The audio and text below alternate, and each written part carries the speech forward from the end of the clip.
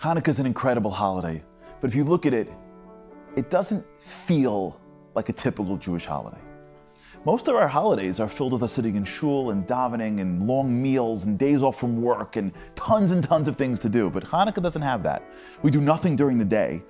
Just at night, we have for a few minutes, we just light a candle. I mean, because we're Jews, we find a way to not only light oil, to eat oil, but that's us being us. Really? There's not much there. Light a candle. And yet the rabbis say, no, we're going to give you something special on top of this. We're going to actually create a thing called Pirsumei Nisa, which means you have to not only light it, you have to publicize it. This candle's a big deal. It has to be lit only at the time where most people can see it. It has to be lit at a place where people can see it. We do a lot of things all year long, and we don't have to go out and show the public, but this one we do. Why? I want to share with you an idea that I heard once that really stuck with me. Because the story of Hanukkah is really not about candles. The story of Hanukkah is about wars.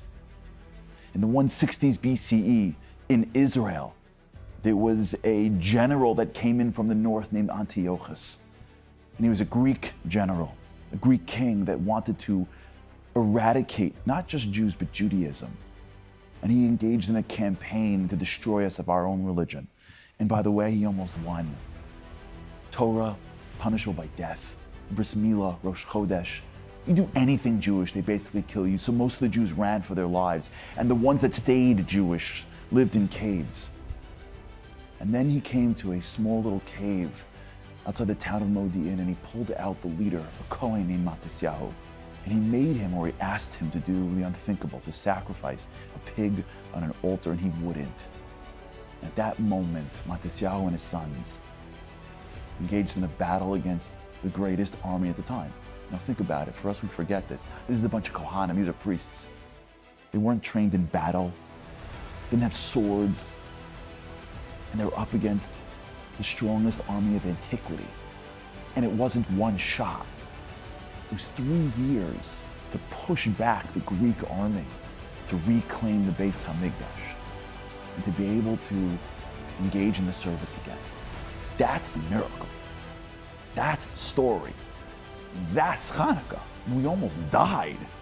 And all of a sudden, a few Kohanim stepped up and with miracle upon miracle upon miracle, beat the greatest army and got us to Beis HaMikdash. So what in the world do we do in lighting candles? Hanukkah shouldn't be about lighting oil and eating oil. Hanukkah should be about swords. We should be doing push-ups, not eating donuts in the kitchen. Like, what in the world are we doing? The Maccabees, the Hashmonaim, had an incredible concept that is the basis of what we're doing today. The Maccabees, when they first got in, the first thing they did was they dragged out basically a makeshift menorah into the courtyard, which it didn't, where it typically wasn't. And they searched and they searched and they searched and they searched and they searched until they found a little bit of pure oil.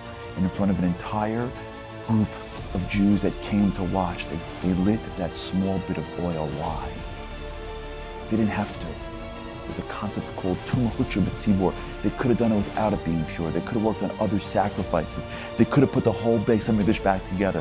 What is it about this oil that was so critical to the end of this campaign?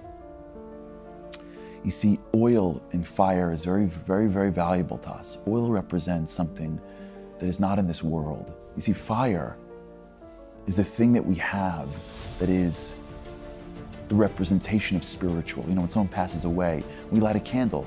Why? Because it represents their soul. Ki ner Hashem nishmat adam, the candle of God is the soul of man. If you look at even fire and you see it flickering, you almost look at it and go, if it wasn't for a wick, it wouldn't even be in this world. Fire represents the soul. Fire represents spirituality. Fire represents something beyond this world. Hanukkah's got a fake out. If you don't pay attention, it looks like a war. But if you go closer, what you realize, that the rabbis are telling us, don't get fooled by the hands of battle. The hands of battle is being governed by the soul of the Jew. We won the war not because of our hands. We won the war because of our soul, because of spirituality, because of God. Yes, we went through the motions. Yes, we went to battle. Yes, we did the work. But that wasn't the driver of our success.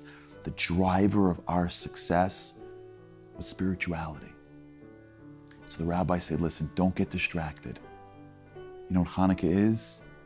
Lighting a candle to remember the spiritual component of this war. But I don't want you to light it. I want you to publicize it. I want you to show the world that we don't believe that is with our hands that wins battles.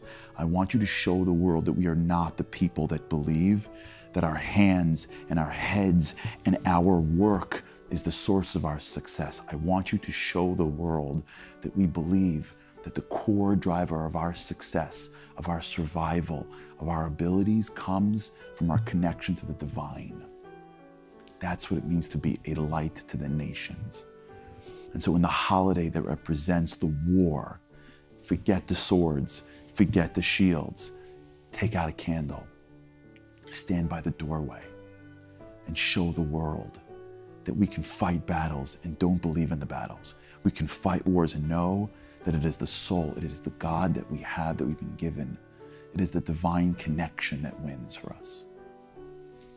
That's the miracle of Hanukkah. That's why we're here. In this year, unlike many, we are literally in battle at the time of Hanukkah. What we want to do this year is bring you stories that have to be more.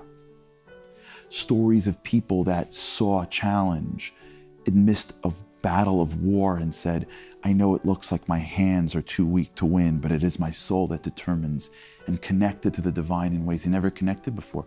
Stories of people that were saved and understood immediately in their gut that they weren't saved because they got lucky, they were saved because they were connected.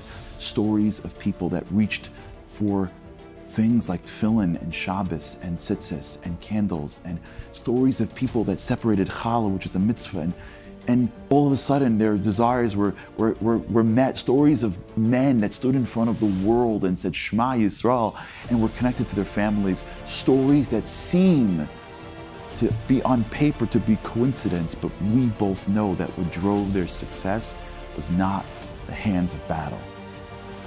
It was the spirituality of the candle. It was the soul. Today, we have our own stories of Hanukkah.